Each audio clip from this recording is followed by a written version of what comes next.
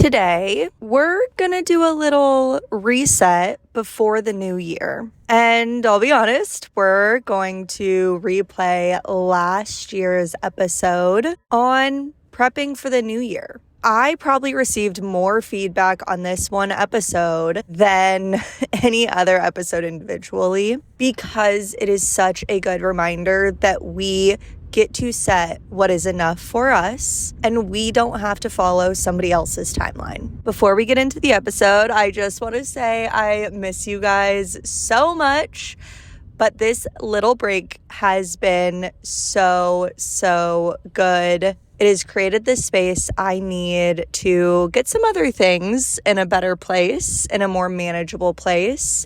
And while I said I would not be doing any podcasty stuff until January, I can't help myself. And I have some really fun things and some really amazing guests up my sleeve for the new year. Now, I can't promise when we'll start back again. And like I said before, it might be March around my birthday, or it might just be April, the start of Q2, so that we have enough time to plan and record and really hit the ground running. But either way, I'm so excited for you to see what's in store. Oh, and if you missed it, head over to Becoming Obsessed Pod on Instagram to check out my story highlight called Bingo and play along with a little out living your life bingo that is really helping me get through these dreary winter months. All right, now let's get into the episode. Today, we are becoming obsessed with the new year. Happy New Year. Cheers to 2025. My feed and my inbox, everyone seems to still be obsessed with the new year. And I want to talk about it. I specifically want to talk about, and maybe be the first to say to you, you don't need to do anything more today to make 2025 a good year. I'm specifically referring to all the emails, the Instagram posts, the podcast episodes, walking you through workbooks and activities to reflect on 2024 and enter 2025. Now, I'm not suggesting that you don't do any of that.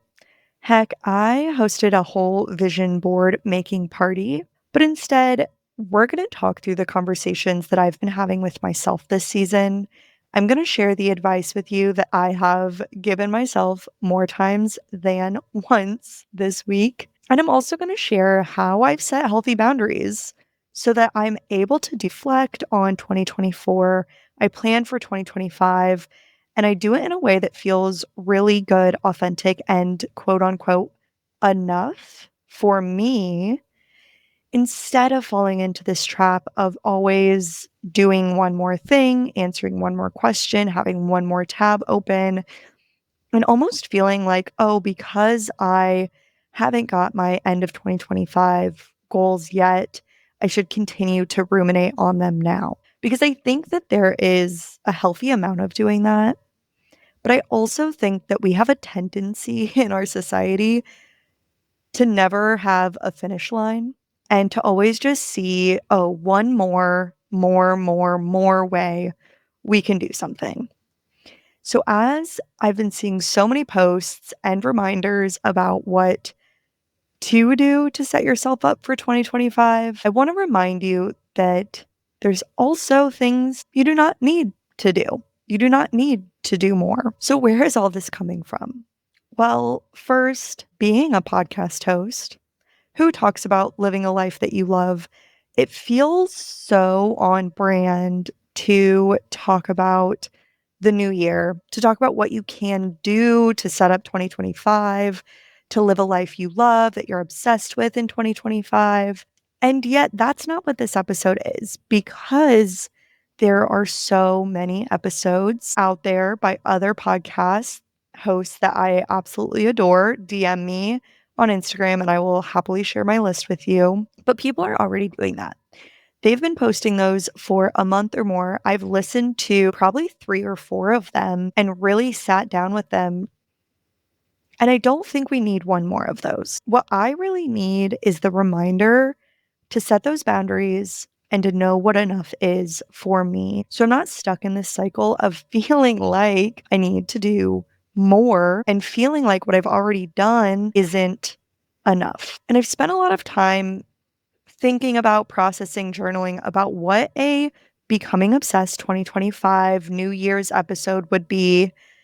And then today, I opened my laptop for the first time in a few days, which was amazing to take some time off for the holidays. And I found an open tab, a Google Doc to be specific, and it was a end of year pre 2025 workbook of sorts, reflection questions, goal questions, dreaming questions. One really awesome question from my coaches saying, if you knew you couldn't fail in 2025, what would you do? And I hesitated to close the tab because I thought for a second, should I do this one? Is this gonna be the workbook that's going to change my life? It's from my coaches. I adore them. The resources that they give me are always so great. I'm not even in their program right now, and they still sent this to me, right? Like, for a second, I hesitated. Should I complete this one? Should I finish this one? Friend, let me tell you right now, the answer is no.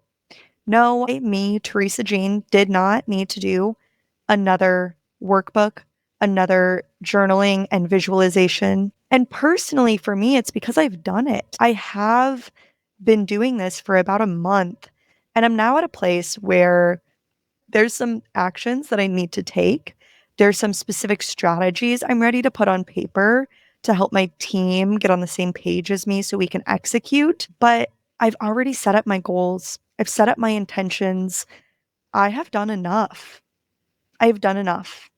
I've done enough of the reflecting for this moment. And you might be saying, Teresa, what are you talking about? It's never enough. And I would agree to some extent, just in the sake of reflecting and growth is a practice, but it's not a practice that we always have to be going full throttle, seeing what we did well, seeing what we did wrong over and over and over. To some extent, it's almost like the new year is a final. I've spent this whole semester, this whole year learning and growing, and I took the final. I don't need to take the final 4 more times. If you are like me and you are feeling the tug to do one more activity that somebody posted about, make one more vision board. Hello, bingo vision boards. If you're feeling the tug, but also knowing that you don't need to, then you have your answer. You don't need to do anymore. I would bet if you're listening to this episode right now, if you are a part of Becoming Obsessed, then you are doing the work and you've already done this work. One of the biggest struggles in life, and especially as an entrepreneur, is there is no natural finish line. You have to create the finish line for yourself. No one else will ever define what enough is for you. You have to do it for yourself. Yes, with money, with your career, with time, energy, whatever, but also with the little things. How much time are you going to spend sitting and thinking and pondering, which is all beautiful, and I love those things. And how much time are you just going to spend taking action, which is also awesome, but you really need a balance of both, and they happen in different seasons. Last month, I had the privilege of going to Business by Design by James Wedmore, and Natalie Ellis was there. And she said something that has stuck with me. The beauty and the draw of entrepreneurship, the reason we become business owners so often is that it is limitless. There's no limit to how much money we can create, how much freedom we can create, how many people we help and we serve. But that's the problem, is it feels so limitless. And yet there are these limits. There are natural limits to we all have 24 hours in a day. We all need to sleep. We all need to eat. There's only so many people we can talk to within 1 hour. The beauty of that is also the downfall and why so many entrepreneurs, so many business owners find themselves burnt out sooner or later. It's because we do not set any limits, right? There's no finish line in life unless we give ourselves one. No one is telling you what is enough. No one is setting the limit unless you do. And we can consciously do that, or we can subconsciously do it, right? And that's what leads to burnout. If you do not set your own boundaries, none will exist for you. And I absolutely love that she said this because she's one of those business owners. It's like I compare her to like my favorite athlete. Like if you love football, maybe you're a Peyton Manning fan. I'm like, Natalie Ellis is my Peyton Manning. And I love hearing her own experience with this because she is somebody who has gone to the business Super Bowl. She has done it and she's continuing to do it. And so I just took this really big, really wide into your life doesn't have limits and entrepreneurship doesn't have limits, and you need to create those for yourself. And I have a feeling those aren't going to be these huge new ideas for you. But how often do we actually take that idea of setting limits and boundaries and put it on the small things in life? I have been listening to a ton of Dan Martell, the author of Buy Back Your Time. He has a podcast. I think it's called The Martell Method. And I have been listening to a ton of it. And this is something that he talks about a lot, is actually setting up those boundaries and stewarding your time. People who are the most successful, that grow the largest, they don't just allow their calendar to be limitless. They set up boxes, even if there's nothing in that box except self-care, reflection, brainstorming. But they set up boxes, they block their calendar so that things cannot just spill in. I will share a few ways that I've done that this year. And this isn't just for New Year's. This is for any time that you are planning a launch, you are planning a vacation, you are reflecting on a quarter or a season of life. All of these things feel really intangible.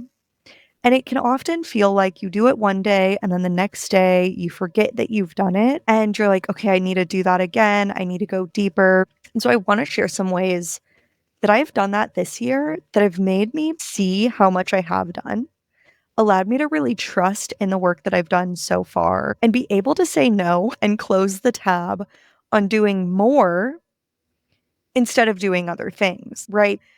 But the reason I closed the tab is because there was something else I needed to get done, that actually needed to get done so that I could close the computer and get back to my holiday. Now, I'm going to share, it's so funny because I actually wrote in my notes, I haven't done the most possible reflecting and planning for the new year. It feels like there's so much more I could do, but I've done enough. And just reading that to you, I had to pause because how funny is it that I, even prepping for this episode, prepping for the year, doing everything that I've done, I still don't feel like I've done the most, quote, the most possible. Because the most possible would actually probably be me waking up and journaling about the new year every single day until 2026, right? Like, what even is the most possible? What does that mean? And when I give you that example, it feels so silly. And I've mentioned this, but for me, this isn't coming from a place of feel inspired to want to do more. This is coming from a place of I don't really want to sit and do more of that. I need to or want to do other things, but maybe if I did it her way, maybe if I followed that one email, maybe if I followed that one post, maybe if I did it the way Teresa did it, I would already have my 2025 goals, which is such a sneaky little thought that I almost don't recognize that that's the thought I'm having, but it is.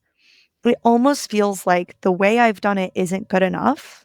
The way I've done it isn't enough. And the way I've done it hasn't gotten me my outcomes yet. But it's because my outcomes are going to come at the end of 2025 or 6 months from now. Okay. So let's get into what I have done this year. First, honestly, since November, I have been craving a reset, craving a safe, calm, focused moment to really review my year, process my growth, and I'll almost say step outside of the year. Almost put it in like step outside of the house and look at it from afar and create that space to just ponder what 2025 could be. Not actively writing down goals, but just starting to daydream, to play scenarios in my head, to try on and see what fits. And I really think I was able to understand this craving for this space, for this time, because of a retreat that I went on last year with my coaches from Bucket List Bombshell. When I was in their coaching program in November 2023, we actually did an in-person live retreat. And I had this sense of peace that I had not had in so long. I didn't even know it was something I was searching for. And I can tell you now, it came from actually having a moment where there was nothing else on my plate. How many of you can relate to that? When you are doing something and you are fully present and you are not considering doing anything else. I get a piece of that when I go on a walk or when I go on a hike, or I'm like, okay, well, I'm out here for 3 miles and all I can do is be out here for 3 miles. But it's almost like we turn that up a notch and say for 3 full days, I'm not working. I'm not at home. I don't need to clean. My meals are provided for me. I don't need to think about meeting my needs. I don't need to think about communicating. All I need to do and all I get to do is sit in this moment, ponder, dream, reflect, be fully present for 3 full days. And let me tell you right now, that experience rewired my brain. So, flash forward to summer 2024. And I saw an email come across for a business wellness retreat in Costa Rica for November 2024. I said, immediately sign me up. It was the first time this specific retreat was being hosted. And I'll be honest with you, when I got to the retreat, it didn't necessarily give me what I thought it would. Turns out it really wasn't that chance to reset, to recharge, to let my brain wander. It was actually a lot more personal growth, hard work that I had just been doing for the whole year. But thank you, God. Somehow, some way, a few weeks later, I actually was at the Business by Design retreat with James Wedmore for 3 days in Phoenix. And I got to really have the moment that I was looking for. I wasn't really expecting much from this one. I had no idea what to expect, but I had a chance to really sit down and give space for my brain to do what it wanted to do, which sounds really intangible and sounds a little up in the air, a little vague. But honestly, that's exactly what it was that I was craving, is space to not be dooming, not be binging, not be worried about what I'm going to eat, not have to deal with so many small day-to-day decisions, and just have some space for my brain to really be expansive. Now, these two experiences were really interesting and honestly deserve their own conversation. And it's a conversation I've been having with people in my life, but a conversation I'm not ready to bring to the podcast yet, because I think they're just the beginning domino, the beginning, almost pulling out a thread, almost the beginning of some new learnings, some new experiences, some new emotions that I've really started to unravel for a month or two now, right? There's a lot of more unraveling, and I'm sure I'll talk a lot more about these experiences. But let's bring this around to the tangible takeaway here, that you need to give yourself a set amount of space. You do not need to spend a whole month doing something a little bit. Can you give yourself 1 full day to just do something a lot? And what I also love about this, and this is going to pull us into number 2 here, is with both of these spaces, these retreats, the one in 2023, 24, there was a cutoff. There was a point in time when I left and I went home. It wasn't open-ended. And that brings me to number 2. If you don't have a whole week, if you don't have a whole day, if you don't have a whole retreat, do you have time to do something for even 4 hours, 2 hours, very intentionally?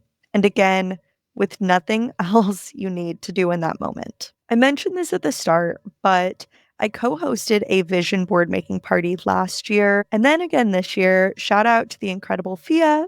If you've listened to her episode, she was a guest on Bop. And this is something that her and I both love. We crave doing things with other people, not just sitting and reflecting by ourselves, but making it a conversation, doing it in community, and learning from the other women in the room. So we hosted a vision board making party.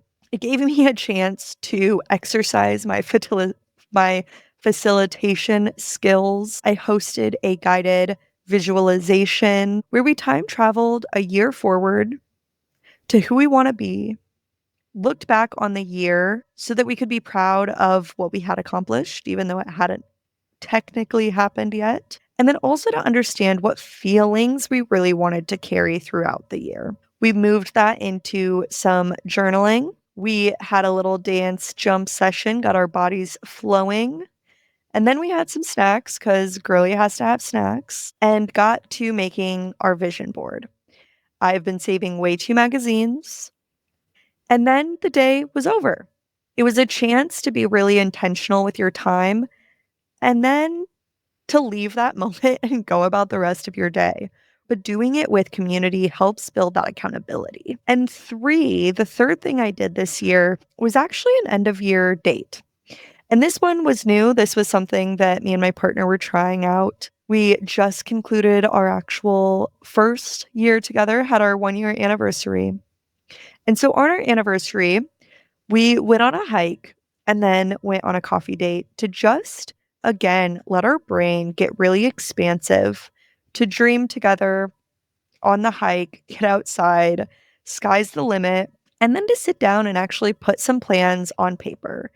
Put some, I don't want to say resolutions, but new habits for ourselves, for us in a relationship on paper so that we know where we both are headed. And it kind of works well for us because we met around the new year and our relationship matches up perfectly with the new year. This is something I actually learned from a friend, watching her and her partner do monthly and quarterly business meeting dates, whatever she calls them, whatever you want to call them. But I've watched her and her partner for years now, and they're together, but they also do business together. And so they have these meetings, these couple meetings where they put important dates on the calendar, they book trips, they just get on the same page. And that was something I wanted to try. So I know I started all this by saying you don't need to do more.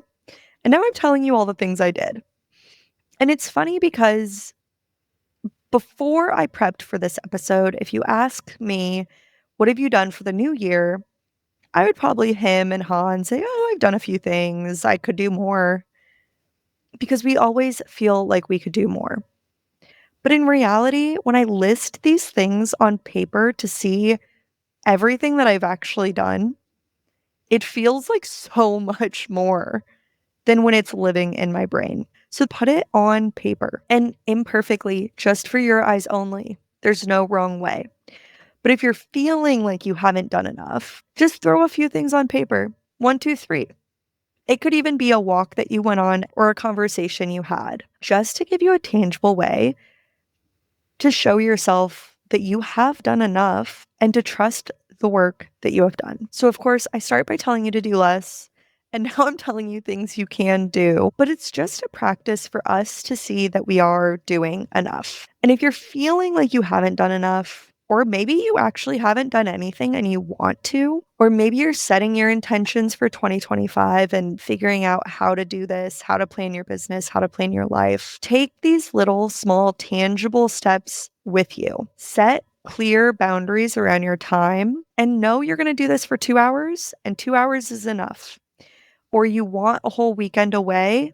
And then when that weekend's done, you can go on to the next step of growth, the next step of doing, the next step of rest. Get around other people, body double, hold each other accountable, have those conversations, and then just put it on paper. So if you're feeling like you haven't done enough, you haven't accomplished much, or maybe you're feeling like your year was a bust, first, I want you to know that that is normal. Honestly, it is so common, so normal. Our brains operate in the now, in the moment. So if we're not experiencing every single one of our past experiences in the same moment, it's really easy for our brain to forget about them. At the vision boarding party, I mentioned this guided visualization and then some journal prompts. And I really wanted to focus this vision board making party on what went well in 2024, what we could be proud of, and building on the small moments. Instead of trying to reset everything, where could we build on? And after the journaling, one of the women there said, I feel like I didn't do that much this year until I started to list them on paper. And honestly, I just said this, but I feel the same way, right? When I listed out the things I did for 2025, like New Year prep on paper, but also when my partner and I started to list out all the places we went on dates, all the trips we took, I knew we had had a full year, but seeing it on paper holds a different weight and a different energy. So, as always, take what you need from this conversation. If you're feeling like you haven't done enough, maybe there's a few things in here that'll help you not to do more, but to acknowledge everything you have done. Take some pen and paper, yes, paper, and 5 minutes to list out moments you loved from this year, moments you're proud of. And if you've already done that, if you've already done all the things to reflect on 2024 and plan for 2025, you have your resolutions, you have your word of the year. Heck yes, you have done it. You have done it, even if you've done one of those things, even if you haven't done any of them. I saw a post by Natalie McNeil, and she talked about how in 2023, she sat down to write some resolutions and nothing came to mind. And that might be where some of you are as well, where it's like, I've been trying to do this stuff, but I don't really have any goals coming to mind. Well, Natalie said that what did come to mind after a bit of time was just the thought that her 2024 was going to be so big, so expansive, that she didn't even have the imagination for it yet. So if you're almost feeling like, I hate to say, a failure in your goal planning, maybe it's because you don't have the thoughts yet to even see where 2025 is going, which is kind of cool and kind of beautiful. And if you are like me and you're feeling that pull and that nudge that you should, quote unquote, do more, I'm here to give you permission, and maybe just give yourself permission to stop, to rest, or to get to work. The work that we are doing, planning and dreaming, is long-term work. There's no instant gratification to it. And because of that, at least for me, it makes it feel less productive, right? But we live in a society that ties our worth to productivity. And so when we don't feel like something is immediately productive, it doesn't necessarily feel like we've done enough or feel like worthy work. And honestly, you can say the same about my word for 2025, which is play. Well, one of my words. Now, with all that being said, I am really, really excited for 2025, specifically for becoming obsessed in 2025, and more specifically for Q1, because we have some huge things happening here. Our team is already boots on the ground, working away on some major changes for 2025. And I won't say changes, maybe we'll just call them additions. We are launching some new things, and we are planning an IRL, yes, in-person party for March. We are going to do a share-a-thon where you can join us to earn prizes. We're going to have a whole prize ladder for sharing. We're planning opportunities to come together. And what was my word of the year? Play, yes, throughout 2025, and a real life in person chance to come together as the Bop community to play, to dream, to have a little bit of fun, to let your hair down or tie it up in a pony, play some games, and get obsessed. If you are still listening, thank you so much for being a part of the Becoming Obsessed community. I would absolutely be honored if you would rate this podcast or share it with your friends. It helps to get Becoming Obsessed in front of more people to help them live a life that they truly love. Now, let's go get obsessed.